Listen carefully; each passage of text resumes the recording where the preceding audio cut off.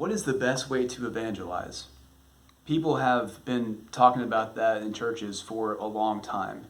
And there's all kinds of programs you can follow for evangelism, all kinds of methods you can take.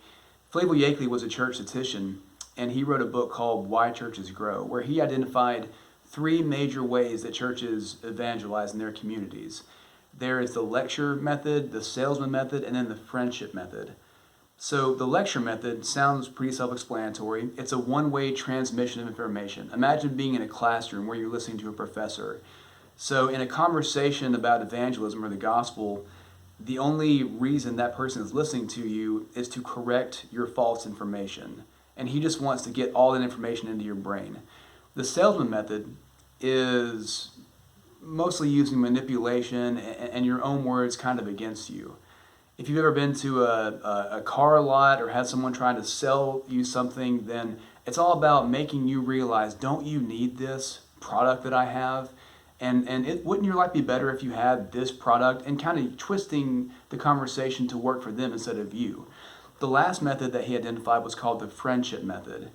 And instead of using it to transfer information to you, not really listening to what you have to say or manipulating the conversation, the friendship method seeks to actually understand, sympathize where that person's coming from to help diagnose the disconnect with the gospel.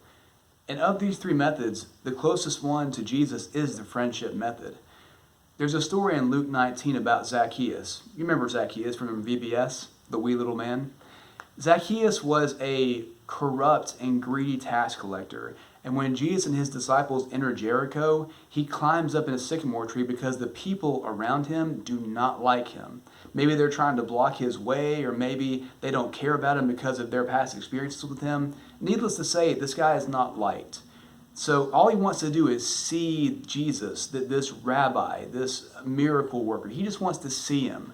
But there's a surprise. When Jesus walks by Zaccheus, he sees him in the tree, and he says, I want to come to your house today.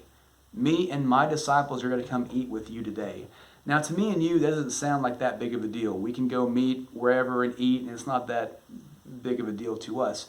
But in their culture, if someone of stature and prominence said, I want to eat at your house, it was a huge honor.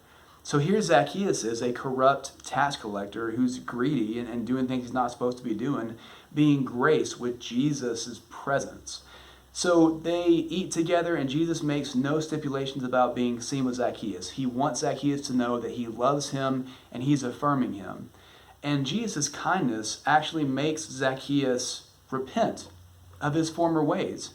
He says, everything that I've taken from people unfairly, I'm going to give it back and then some.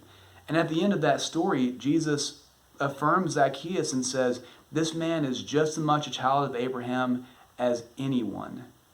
And that's a great story and a great example for us to use for evangelism, because Jesus genuinely cared about Zaccheus. He genuinely cared about people's souls. There wasn't any ulterior motive. That's what's wrong with a lot of our evangelism today. If I'm trying to lecture you, all I really want to do is make sure you have the right information. That's my main goal, is I want you to have the right information. And then the salesman method is, I want to manipulate you. Maybe I want to grow my church.